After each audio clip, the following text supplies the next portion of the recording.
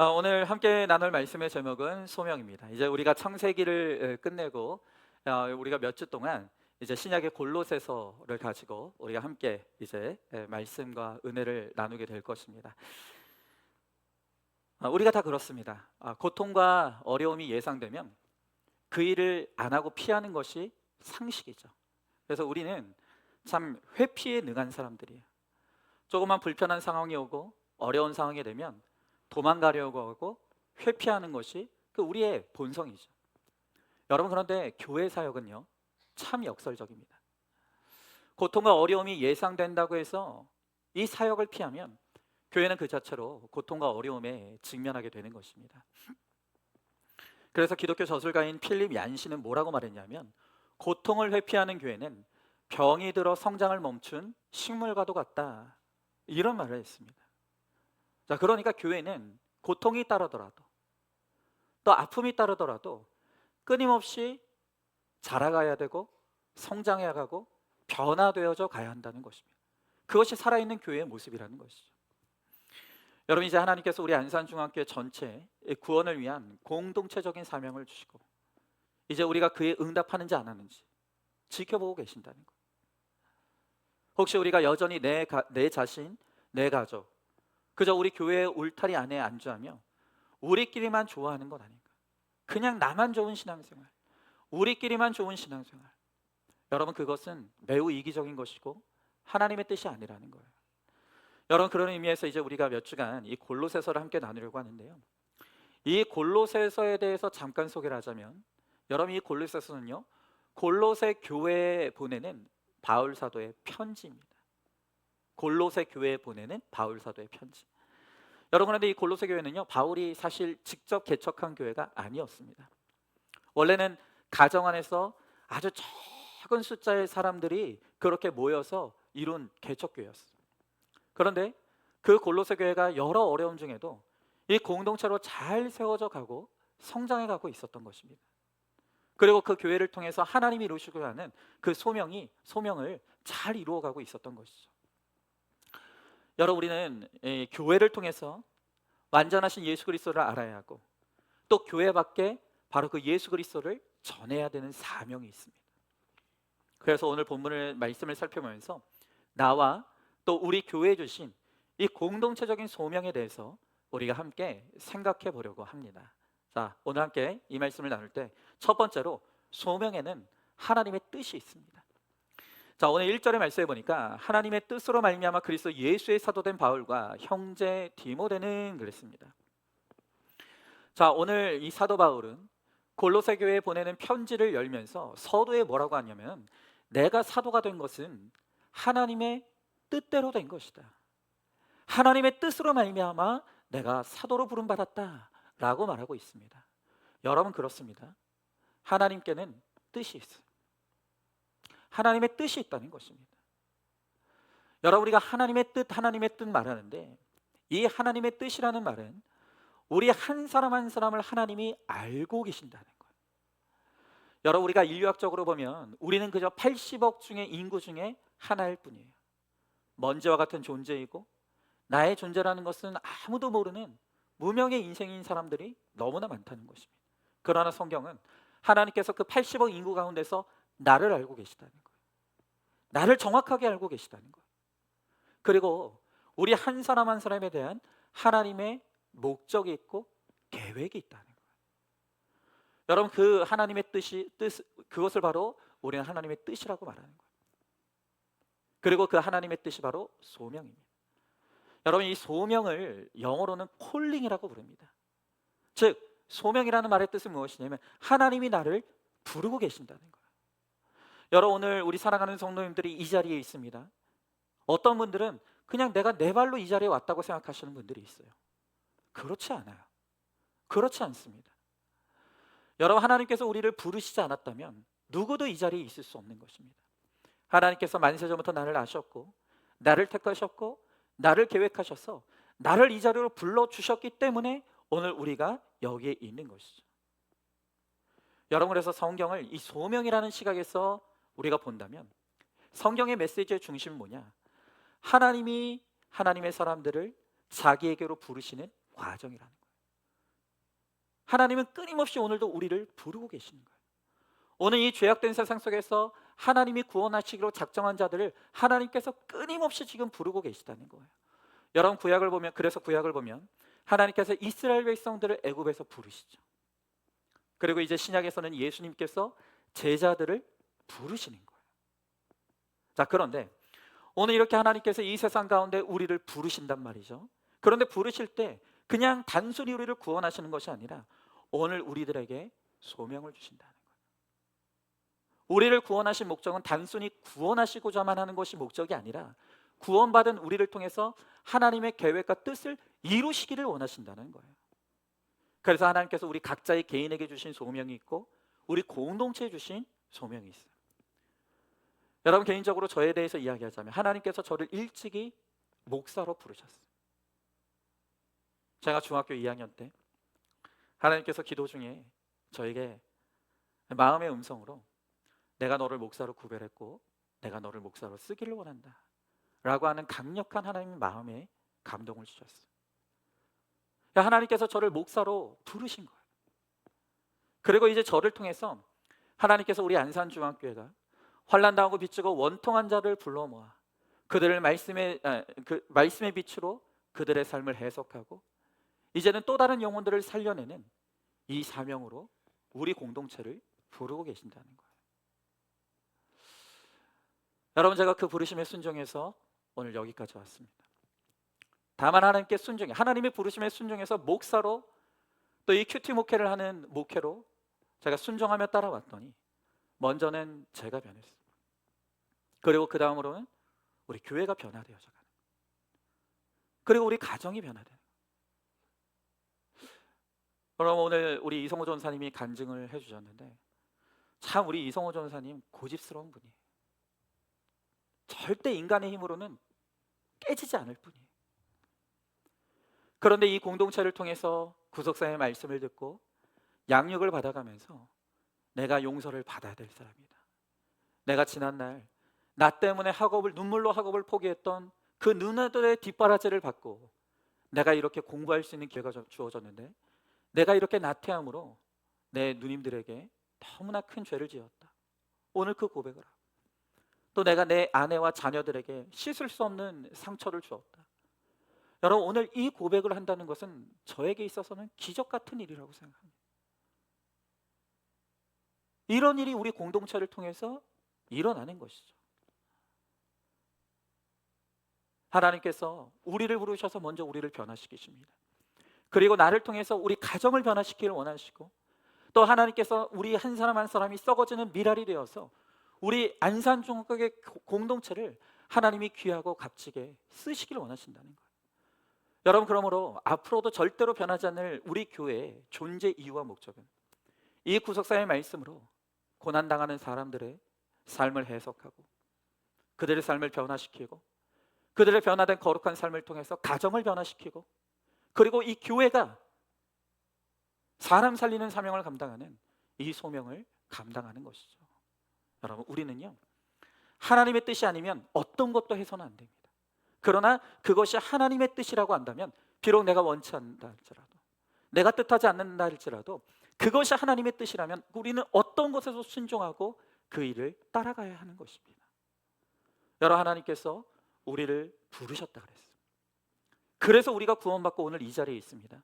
내가 구원받은 것은 그저 구원 자체만이 목적이 아니라 구원받은 나를 통해서 이제 하나님께서 소명을 이루시고 하나님의 뜻을 이루시기를 원하신다는 거예요.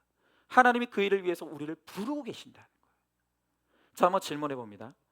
여러분이 하나님의 뜻으로 부름받은 자리는 어디입니까? 하나님이 여러분들에게 어떤 소명의 자리로 부르고 계십니까? 자, 두 번째로 우리가 소명을 감당할 때 하나님께서 동역자를 붙여주신다는 거예요. 자, 다시 오늘 1절에 말씀해 보니까 하나님의 뜻으로 말미암아 그리스도 예수의 사도된 바울과 형제 디모데는 그랬습니다. 자, 오늘 바울은요 한 사람을 소개하고 있어요. 그 사람이 바로 디모데예요. 그런데 오늘 이 바울은 이 디모데를 소개하면서 뭐라고 하냐면 그는 나의 형제다라고 소개하고 있는 거예요. 여러분 이 디모데는 바울이 전도 여행을 하면서 만난 사람이에요. 바울이 그에게 복음을 전했고 그 복음을 통해 그는 예수를 영접하고 그리스도인이 됩니다.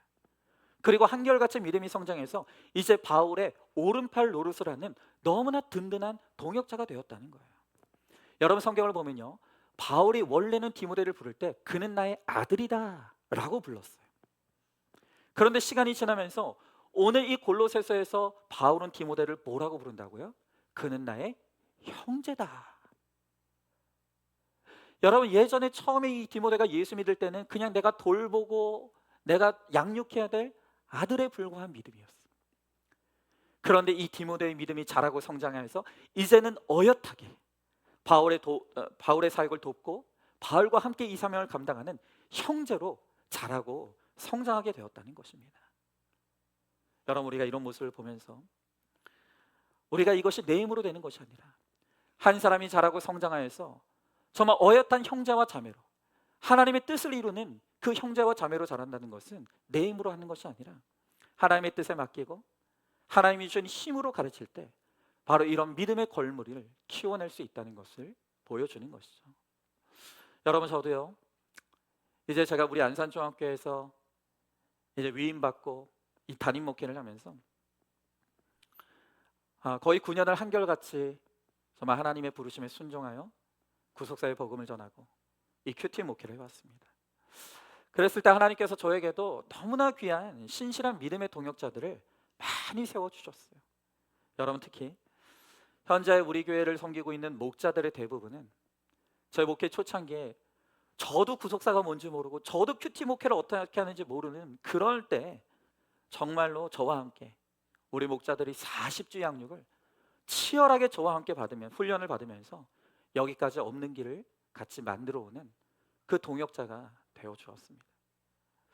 또 제가 참 특별하게 감사하고 싶은 것은 우리 교회가 극심한 분열의 상황 가운데 있을 때 정말 너무너무 제 마음이 힘들고 너무너무 어려울 때 교회를 굳건하게 지키고 그 위기의 때 운영위원으로 제 양옆을 지켜주었던 우리 김승곤 집사님과 한금식 권사님도 저에게는 정말 사랑의 빚을 진 너무나 귀한 동역자들이세요.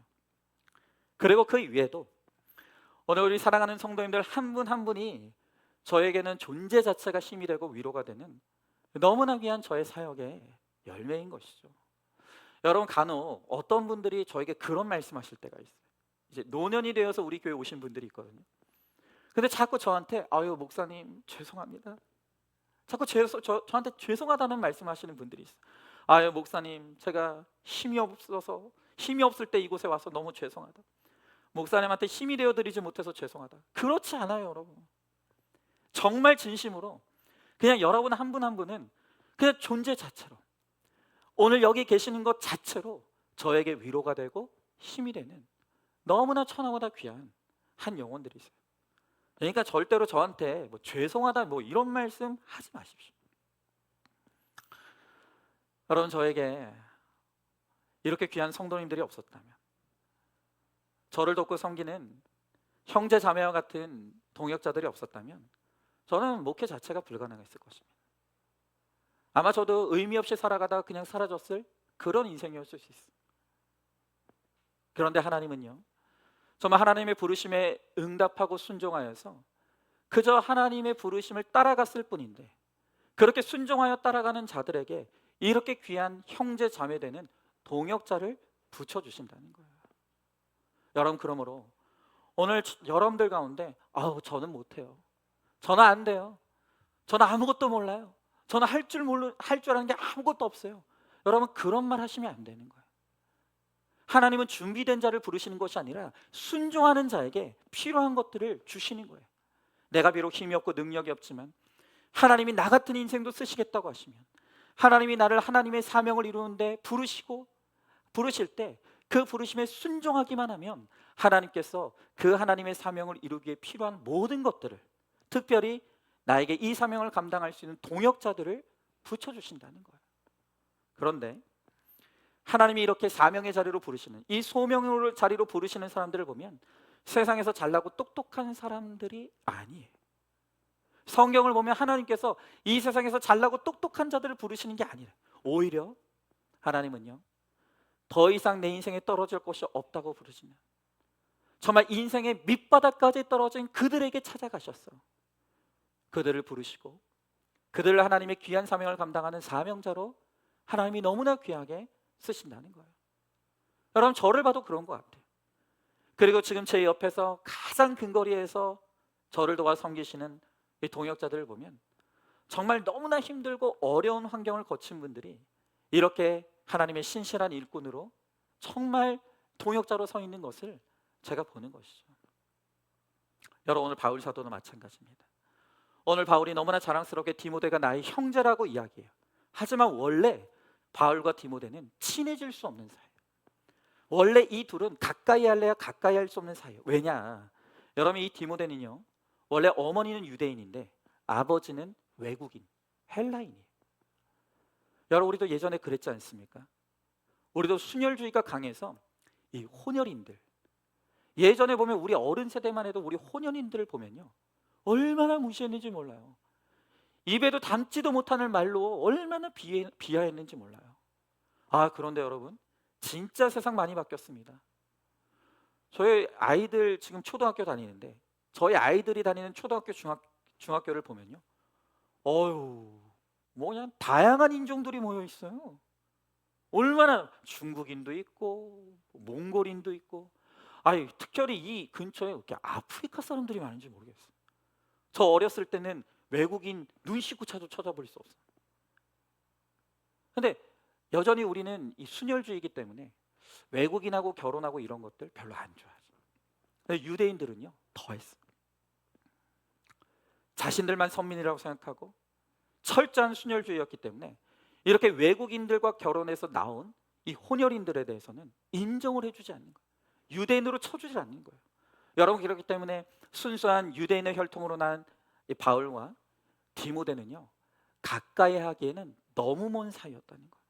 그런데 이들이 예수 그리스도 안에서 하나가 되고 최고의 동역자로 그렇게 서게 되는 것입니다. 여러분, 제가 늘 말씀드리지만 우리 안산중앙교회 이 구성원들을 보면 어쩌면 그렇게 세상적으로는 뭐 잘나고 똑똑하고 뭐 이렇게 뭐 이런 분들이 뭐 거의 없는 것 같아요.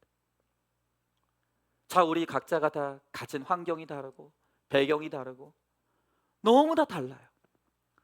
그런데 그런 우리를 하나님께서 불러주셔서 이 공동체의 일원이 되게 하시고 한 말씀으로 같이 기뻐하고 슬퍼하고 울고 웃을 수 있는 이런 이 공동체가 되었다, 이런 지체가 되었다는 거, 여러분, 정말 이것은 기적이라고 할 수 있는 것이죠. 하나님의 은혜가 아니면 우리는 절대로 하나 될 수가 없다는 거예요. 여러분, 그렇기 때문에 우리가 정말 하나님의 부르심을 깨닫고 정말 하나님의 기뻐하시는 일에 쓰임받고자 소명을 감당하는 인생이 되고자 하면 하나님께서 우리들에게 필요한 동역자들, 형제자매들을 붙여주시고 이 공동체와 함께하는 은혜를 베풀어 주시는 것입니다. 이 공동체가 바로 우리가 함께 소명을 이루어가는 동역자 공동체라는 것입니다. 자, 한번 질문해 봅니다. 소명의 자리에 함께할 동역자가 있습니까? 있다면 누구라고 생각하십니까? 자, 마지막 세 번째로 소명에는 차별이 없다는 거예요. 자, 오늘 2절의 말씀에 보니까 골로새에 있는 성도들 곧 그리스도 안에서 신실한 형제들에게 편지하노니 그랬습니다. 자, 여러분, 이 골로새 교회의 좀 배경을 알 필요가 있어요. 이 골로새 교회는요, 오늘날 우리로 치면 지금 터키 지역에 있었던 교회예요. 이 골로새 교회가 있었던 지역은요, 경관이 뛰어나고 아주 비옥해서 먹고 살기가 너무 좋은 곳이었어요. 자, 그런데 이 교회학자인 역사학자인 유세비우스에 의하면 AD 60년경에 이 골로새 지역에 가공할 만한 지진이 일어났다. 엄청난 대지진이 일어나게 됩니다. 그래서 그 여파로 이 골로새 지역이 초토화가 돼요. 폐허가 돼버려요. 굉장히 어려운 사정이 된 거예요.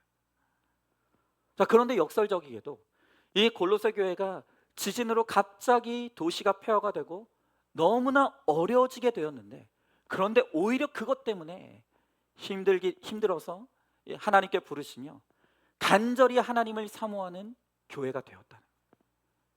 여러분, 그래서 2000년이 지난 지금까지도 성경에서 이 골로새 교회는 하나님께 칭찬받는 교회, 그리고 하나님의 사명을 이루는 하나님이 기뻐하시는 교회로 오늘도 성경에 기록되어 있는 거예요. 이 골로새 교회가 너무너무 어려운 형편에 있었지만 그랬기 때문에 그들이 하나님을 간절하게 붙듦으로 칭찬받는 교회가 되었다는 거예요. 여러분, 그렇기 때문에 우리가 소명이 있기에, 우리가 복음을 전하고자 할 때, 우리가 과연 누구에게 하나님을 전하고 복음을 전해야 될까 할 때, 우리가 복음을 전해야 될 대상은 이렇게 디모데와 같이 내세울 것이 없는 사람, 그리고 골로새 교회와 같이 너무나 힘든 사람들, 바로 이런 사람들을 찾아가서 차별 없이 복음을 전하고 그들을 품고 섬겨서 구원받게 해야 된다는 거예요. 근데 우리는 항상 거꾸로죠. 우리는 힘들고 어렵고 정말로 괴로운 사람들을 내 옆에 두고 싶기보다는 그냥 잘나고 똑똑한 사람, 편안한 사람, 같이 있으면 즐거운 사람, 그런 사람들을 내 옆에 두고 싶어 하는 거예요. 우리는 본성적으로 이 차별의 본성이 있어요. 좀 불편하고 힘든 사람들은 멀리 하려고 하고, 좀 편안하고 즐겁고 옆에 두면 나를 폼나게 하는 그런 사람들을 우리는 내 옆에 두기를 원하면서 차별하는 것이죠. 여러분, 당장 이 차별이라는 것이 멀리 있는 것이 아니라 우리 가족의, 우리 식구들 안에서 이런 차별이 일어나는 거예요. 여러분, 어떤 이 출가시킨 아들, 딸을 출가시킨 어떤 부인이 있었는데 이웃이 물었어요. 당신 따님이 어떤 사람하고 결혼했습니까? 물었더니 이 부인이 눈물을 글썽이면서 하는 말이 뭐냐면, 내 딸이 너무 좋은 사위를 얻었어요. 우리 사위는요, 딸이 늦게까지 자도 아무 소리 안 하고요, 혼자 알아서 밥 챙겨 먹고 나가고요, 딸이 자유롭게 외출해도 아무 소리 안 합니다. 게다가 저녁마다 외식을 해요. 우리 딸이 너무 좋은 사위를 얻었어요 라고 그랬어요. 자, 그랬더니 이번엔 이 이웃이, 그러면 아들은 어떤 며느리 얻었어요? 그랬더니 갑자기 얼굴이 굳어지고 신경질을 팍 내면서 하는 말이 뭐냐면, 말도 마셔, 내가 며느리만 생각하면 아주 그냥 괘씸하다. 이 며느리가 얼마나 게으르고 사치스러운지 아침마다 늦잠 자고 밖에 안 나가는 날이 없고 집에서 밥하기 귀찮다고 한 달에 한 번씩이나 외식을 한다고 그렇게 이야기를 하더라는 거예요. 여러분 보세요. 똑같은 짓을 하는데 딸은 이뻐, 며느리는 너무 싫은 거예요. 여러분, 제가 목회자로서요, 진짜 미스테리라고 생각하는 게 있어요. 그게 뭐냐면, 왜 여자의 적은 여자인 거예요? 나는 이게 진짜 너무 미스테리예요. 아니, 그냥 상식적으로 생각할 때 여자니까 여자 심정 아는 거 아니겠어요? 여자기 때문에 여자의 삶이 얼마나 힘든지 알지 않겠어요? 그러면 제가 생각할 때는 당연히 시어머니는 며느리를 긍휼히 여기고, 시누이는 뭐라 그러죠? 하여튼 그래요. 그러면 서로 그렇게 긍휼히 여기고, 같은 여자들이니까 서로 같이 어려움을 나누고 그래야 될 것 같은데 안 그래요? 어쩌면 그렇게 여자들이 오히려 같은 여자들을 그렇게 못 살게 굴고 힘들게 하는지 몰라요. 아니, 하는 짓 보면 며느리나 딸이나 똑같은데, 며느리는 내 딸이니까 너무 좋고, 딸은 내 딸이니까 너무 좋고, 며느리는 남이니까는 하는 짓마다 믿고. 여러분, 우리가 이렇게 차별을 한다니까요. 너무너무 차별을 하는 거예요. 이게 죄인 줄도 모르고 차별하는 게 우리예요. 여러분, 필립 얀시는 말하기를, 가족이란 우리로서는 선택의 여지가 없는 인간 기구다. 그러나 교회는 여기서 한 단계 더 나가야 한다라는 말을 했어요. 여러분, 그러니까 가족이라는 거는 피로 섞였기 때문에 우리가 미우나 고우나 그냥 그렇게 같이 지지고 볶으면서 가는 게 가족이라는 거예요. 그런데 교회는요, 그걸 뛰어넘어서 그리스도 예수의 보혈의 피로 하나 되어서 정말 어렵고 힘든 것까지도 서로 품고 인내해가며 가는 공동체, 가족보다 더 끈끈한 공동체가 바로 교회 공동체가 되어야 된다, 이 말을 하는 거예요. 여러분, 그러므로 교회는 차별이 없어야 돼요. 유대인이나 헬라인이나 남자나 여자나 종이나 자유인이나 건강한 사람이나 불편한 사람이나 성공한 사람이나 실패하는 사람이나 이 공동체 안에서 예수 그리스도의 은혜로, 보혈의 피로 모든 것이 없어지고 공평케 되고 평균케 되는 은혜, 그것이 바로 우리의 이 교회 공동체, 안산중앙교회 공동체에서 이루어져야 되는 거예요. 여러분, 그래서 정말 여러분들에게 분명하게 말씀드립니다. 어떤 분들은 내가 밖에서도 높은 사람이니까 교회 와서도 높은 사람이 되어야 된다고 생각하는 분들이 있어요.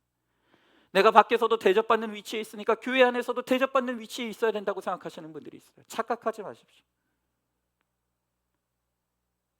절대 그런 차별이 있어서는 안 돼요. 교회 안에서는 지위고하가 없어요. 높고 낮음이 없는 거예요. 예수 그리스도의 보혈의 피 안에서 서로 낮추고 서로 겸손하고 서로를 섬기면서 그렇게 은혜로 녹아지는 공동체, 그것이 바로 교회 공동체라는 거예요. 그런데 이제 그런 의미에서 제가 오늘 여러분들에게 꼭 말씀드리고 싶은 게 있어요. 제가 참 이 마음 아픈, 참 이 고민하게 만드는 그런 이야기인데, 제가 이제 지난주에 우리 교회 한 성도님으로부터 이런 이야기를 들었어요. 목사님, 우리 안산중앙교회는 여전히 새 가족들이 와서 정착하고 적응하는데 너무 힘든 교회예요. 그런 이야기를 들었습니다. 그 이야기를 듣고 제가 너무 마음이 아프고 너무 많은 고민을 했어요. 여러분, 정말 말씀드리지만 의도한 바가 아니에요. 절대로 의도한 바가 아니에요. 그런데 우리도 모르게 지금 우리 교회 안에 기존에 있었던 성도와 새로운 성도 간에 보이지 않는 유리벽 같은 게 존재한다는 거예요. 왜 그럴까? 여러분, 여기서 이제 우리 안산중앙교회 특성을 좀 여러분들을 한번 좀 같이 고민하고 나눠봐야 될 필요가 있어요. 여러분, 우리 안산중앙교회는 어떤 교회일까요? 여러분, 우리 안산중앙교회 특성을 좀 우리가 설명하자면, 우리 교회는요, 개척해서 세워진 지 무려 이제 거의 40년이 돼가는 교회입니다. 그런데 마음 아프게도 우리 교회는 거의 20년 넘게 성장을 멈췄던 교회였어요. 성장이 멈춰진 채로 새 가족들이 들어오고 세워지고 양육되고 훈련되어지는 그런 과정들이 멈춰지고 20년을 넘는 세월 동안 그냥 딱 고인물로 기존의 성도들끼리 예배드리고 신앙생활하는 그런 공동체로 머물러 있었던 시간이 20년이 넘는 시간이었어요.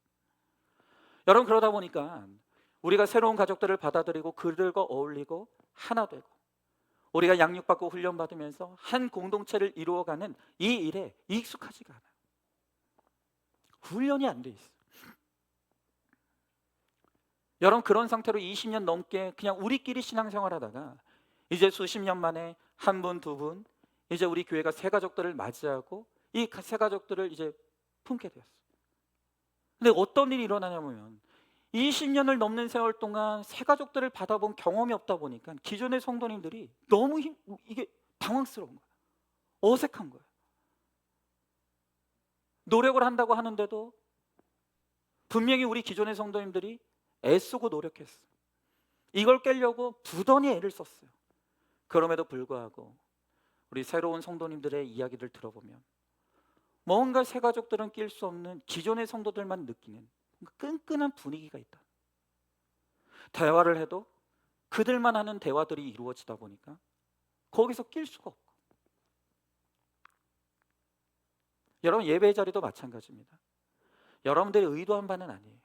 원래 모든 사람들은 익숙한 걸 좋아해요. 그러다 보니까 나도 모르게 내가 앉는 고정석이 다 있어. 이건 내 자리야. 고정석이 있다고. 근데 새 가족들이 뭐 그런 거 아나요? 근데 앉아요. 그럼 마치 내 자리를 뺏은 것처럼 그렇게 생각하시는 분들이 있어요. 이거 내 자리인데? 이거 내 자리인데 왜 여기 앉아 있지? 라고 생각하시는 분들이 있어요. 여러분, 그런데 내 자리가 어디 있어요? 그런 거 없어요. 누구라도 어느 자리라도 앉을 수가 있는 거예요. 그런데 너무 기존의 신앙생활에 익숙해져서 내가 앉는 자리에 익숙하다 보니까 거기가 내 자리라고 생각하시는 분들이 너무 많은 거예요. 여러분, 또 식사를 할 때도 매주 내가 앉는 자리가 있고 늘 식사할 때 항상 같이 식사하는 편안한 사람들이 다 있는 거예요. 그게 나도 모르게 끼리끼리가 되는 거죠. 그런데 그런 것들이 우리는 그냥 기존의 성도님들은 너무 익숙하다 보니까 문제의식도 느끼지 않는 것들이 이제 새롭게 교회 안에 들어와서 정착하려고 하는 분들에게는 다 벽이 되는 거예요. 소외감을 느끼게 되는 거예요. 그래서 아직도 깨지지 않는 그런 벽들이 존재하기에 우리 새 가족들의 입에서 이 교회에 적응하고 정착하는 게 힘들다는 이야기가 그냥 어떤 한 분의 이야기가 아니라 자꾸 제 귀에 들려요. 여러분, 그러나 제가 또 한 번 분명히 여러분들에게 강조드리지만, 그럼 기존에 있는 성도님들이 일부러 그러네, 절대 그렇지 않습니다. 절대 그러지 않아요.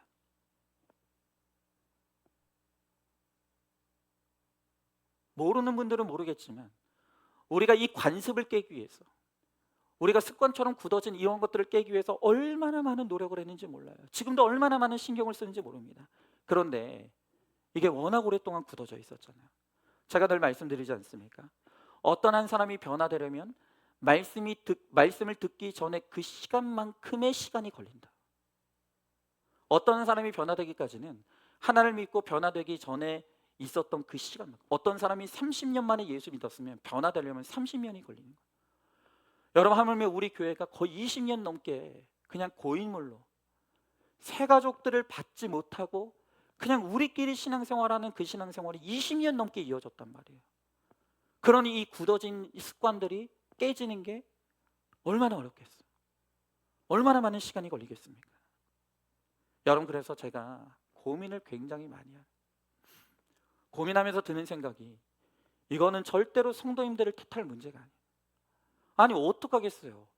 그렇게 신앙생활을 20년 한 분이 계시고 30년 한 분이 계시는데 이게 하루아침에 변한다는 게 이게 쉬운 일이겠습니까? 절대로 쉬운 일이 아니에요. 여전히 그 환경이고 그 체계인데, 체계와 환경은 그대로 놔두고 그냥 성도님들한테만 그렇게 끼리끼리 모이지 마시라고, 기존에 아는 분들, 편한 분들하고만 어울리지 마시라고, 목장 중심으로 가시라고 그렇게만 강요할 수가 없는 것이죠. 그래서 제가 고민을 많이 했어요. 어떻게 해야 될까? 환경은 그대로 두면서 끼리끼리 어울리지 마시라고, 목장 중심으로 가시라고 말할 수는 없는 거예요. 그래서 제가 고민을 많이 하면서 내년에는 이제는 정말 철저히 목장 중심이 될 수밖에 없는 환경을 만들 거예요. 철저히 목장 중심으로 모일 수밖에 없는 체계를 만들 거예요. 그런데 그러기 위해서는 변화가 필요합니다. 제가 다음 주 공동의회 때 어떤 변화를 이루려고 하는지 말씀을 드릴 거예요. 그런데 아마 여러분들이 그 이야기를 들으면 되게 반발하실 분들이 많을 수 있어요.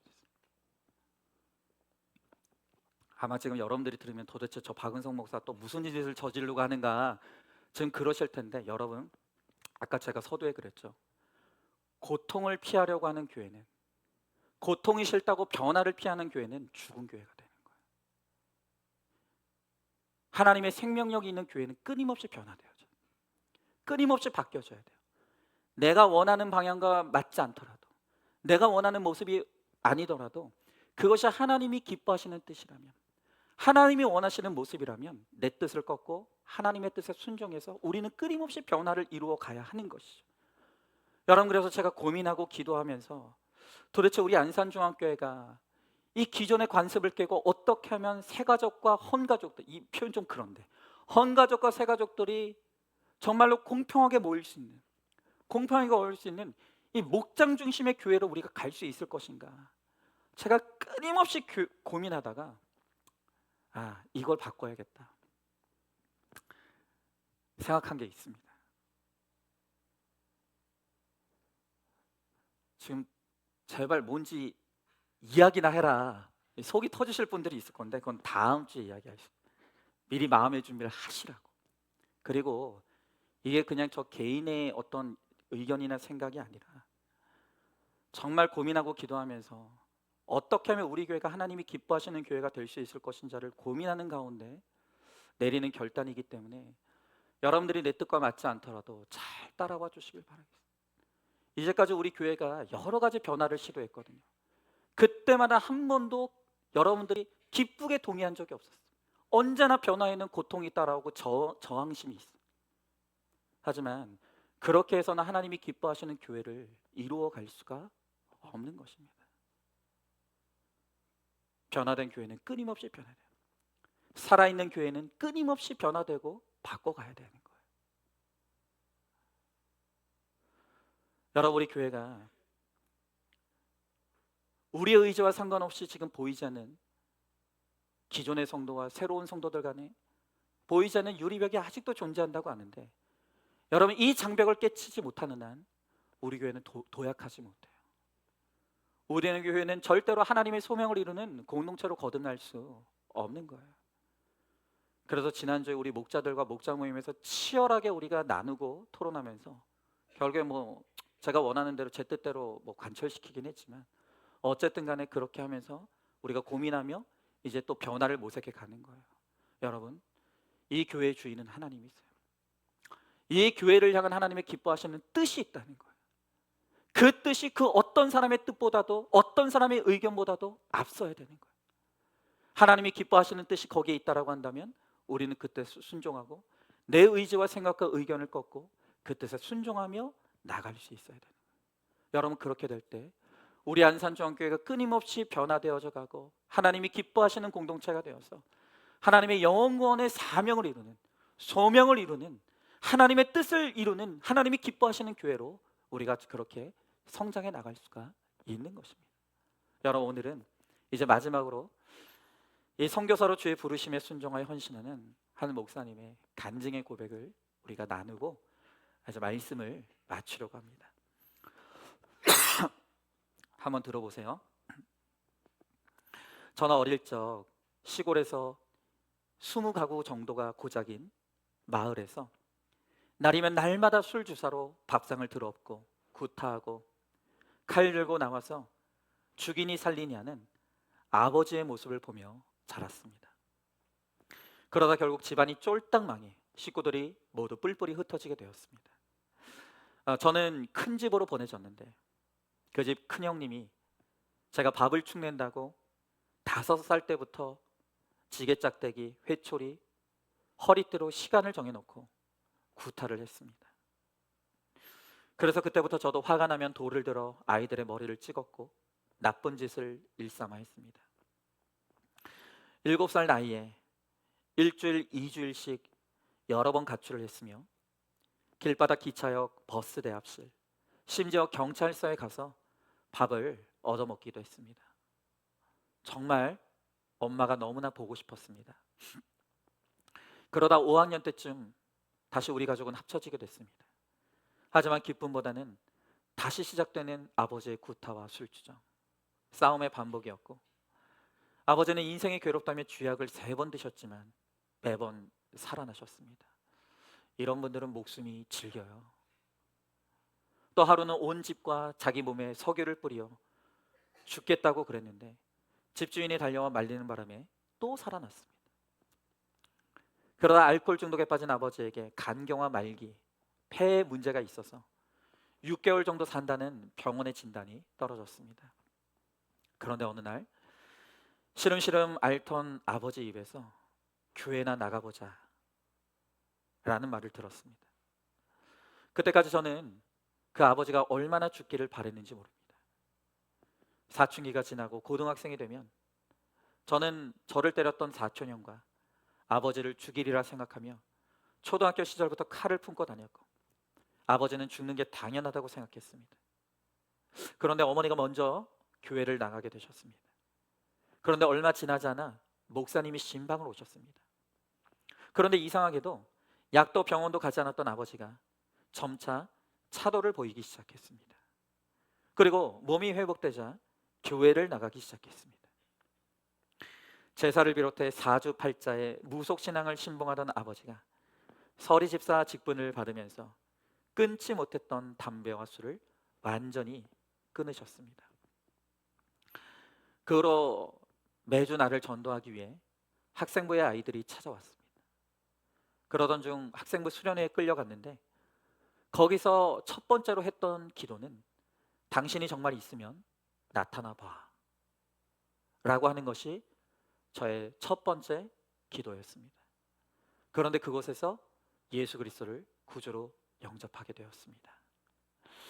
그날 많은 눈물을 흘렸는데 그 눈물은 회개의 눈물이 아니라 위로하심에 나오는 절규의 눈물이었고, 태어나서 단 한 번도 듣지 못했던 사랑한다, 내가 너를 기뻐한다라는 말을 마음으로 수도 없이 들었기 때문이었습니다.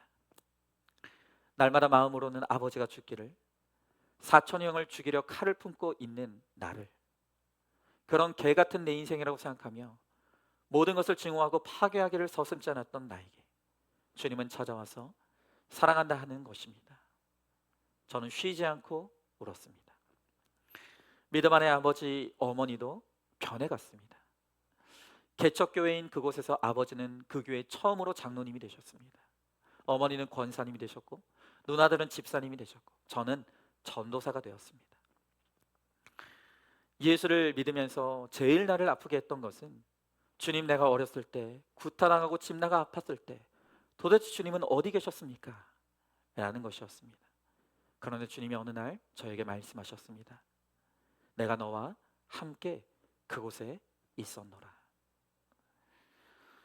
이렇게 인생의 과거의 문제가 해결되고 미래의 사명을 주셔서 저에게 가야 할 길을 알게 해주신 우리 주님께 감사드립니다.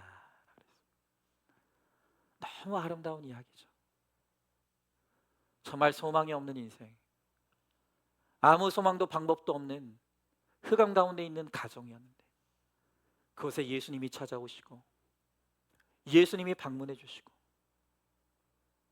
온 가족의 교회 공동체에 들어오게 되었을 때 소망이 없던 인생에 소망이 생기고 방법이 없던 가정 가운데 정말 빛이 임하는, 그래서 변화가 이루어지는 오늘 이 간증, 바로 이 간증이야말로 왜 이 땅에 교회라는 공동체가 존재해야 되는가, 이 공동체를 통해서 하나님이 이루시려고 하는 그 소명이 무엇인가, 오늘 우리는 이 간증을 통해서 그것을 알게 되는 것이죠. 여러분, 하나님께서 오늘 우리 가운데 이루시고자 하는 것은 먼저 나를 불러 구원시켜 나를 거룩하게 변화시키는 거예요. 그리고 거룩함으로 변화되어져 나를 통해 내 가정을 구원으로 인도하고 변화시키는 거예요. 그리고 내가 하나를 썩어지는 미랄이 되어서 나를 통해 우리 교회가 환난당하고 비치고 원통한 자들을 살려내는 정말 생명의 공동체로, 하나님의 소명을 이루어내는 공동체로 그렇게 쓰임받는 것, 이것이 바로 우리와 우리 교회에 하나님이 허락하신 소명이라는 것입니다. 여러분, 이 하나님의 소명이 우리 모두에게 있습니다. 하나님 오늘도 나를 부르고 계시고 우리 교회를 부르고 계신다. 이 하나님의 뜻을 이루는 도구로 하나님께서 우리를 부르고 계신다. 이 소명에 응답하십시오. 하나님, 내가 이 하나님의 뜻을 이루는 삶을 살기 원합니다. 내가 죽어지고 썩어지는 미랄이 되어서 나를 통해 내 가정을 구원해 주시고 나를 통해 우리 교회가 하나님의 구원의 역사를 이루는 데 쓰임받는 하나님 거룩한 공동체가 될 수 있게.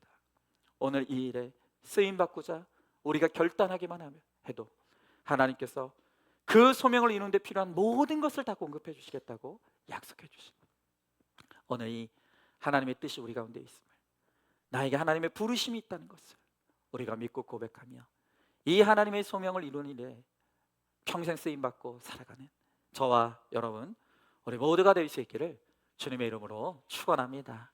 오늘 이 시간 우리 말씀을 기억하면서 함께 찬양하고 기도하기 원합니다. 여러분, 우리는 목적 없이 이 세상에 던져져서 방황하며 살다가 어느 날 사라질 그런 인생이 아닙니다. 하나님이 이 땅에 얼마나 많은 사람이 있습니까? 그 많고 많은 사람들 중에 하나님이 나를 아시고 나를 기억하셨고 나를 부르셨다고 하십니다.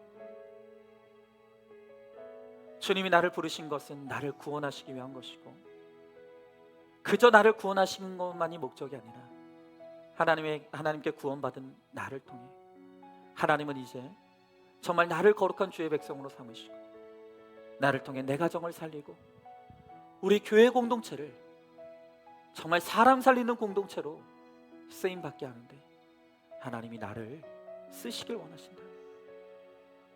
오늘 우리 모두를 하나님이 그 귀하고 값진 일에 부르고 계십니다. 나의 인생을 드리기로 하며 하나님의 부르심에 순종하여 나의 인생을 주님께 맡기고 드리면 주님이 나 같은 인생도 귀하고 값진 인생, 가치가 있는 인생, 쓸모가 있는 인생, 정말 귀히 쓰임받는 인생으로 하나님이 우리를 귀하게 사용해 주신다. 여러분, 사명이 있는 인생은 절대 죽을 수 없어요. 사명 끝나기 전에는 절대 죽을 수 없어요. 우리가 사명이 끝나는 그날 우리 하나님이 나를 부르실 때 우리가 기쁘게 주님께 돌아가 정말 주님께 칭찬받는 정말 그런 인생이 됐으면 좋겠습니다. 오늘 이 시간 이 사람 살리는 노래, 이 찬양 우리 같이 찬양하시면서 나를 부르시고 나에게 소명을 주시는, 나를 귀하게 쓰시길 원하시는 그 하나님의 뜻에 순종하길 원하는 마음으로 이 찬양 우리 같이 찬양하겠습니다.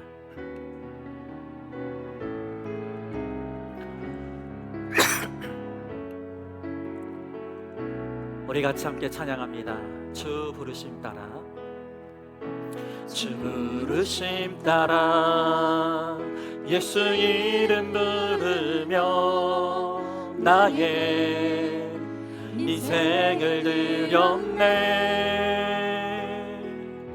사람들 이해 못하고 결과 어떠하든지 주만 따라가기 원했네. 이제와 돌이켜봅니다. 이제와 돌이켜보니 그저 부끄러울 뿐 모두 다 주의 은혜라. 벼랑 끝에 선 나를 주의 손이 이끌어 여기까지 인도하셨네. 아멘. 하나님 사랑 날 떠나지 않고 끝까지 사랑하셨기에 오직 예수와 십자가만 바라보면서 나의 생명도 아낌없이 드리길 원했네. 내 노래가 상한 영혼 일으켜 다시 살게 하는 노래가 되길. 주 배울 때 착한 일꾼이라 칭찬받기 나와. 우리 한 번 더 찬양합시다. 주 부르심 따라, 주 부르심 따라 예수 이름 부르며 나의 인생을 드렸네. 아멘. 사람들 이해 못하고 결과 어떠하든지 주만 따라가기 원했네. 이제와 돌아봅니다. 이제와 돌이켜보니 그저 부끄러울 뿐 모두 다 주의 은혜라. 그렇습니다. 벼랑 끝에 선 나를 주의 손이 이끌어 여기까지 인도한. 하나님 사랑은 날 떠나지 않습니다. 하나님 사랑 날 떠나지 않고 끝까지 사랑하셨기에 오직 예수와 십자가만 바라보면서 나의 생명도 아낌없이 드리길 원했네. 아멘. 내 노래가 상한 영혼 일으켜 다시 살게 하는 노래가 되길. 주 배울 때 착한 일꾼이라 칭찬받기나. 마지막으로 한 번 더 고백하길 원합니다. 내 노래가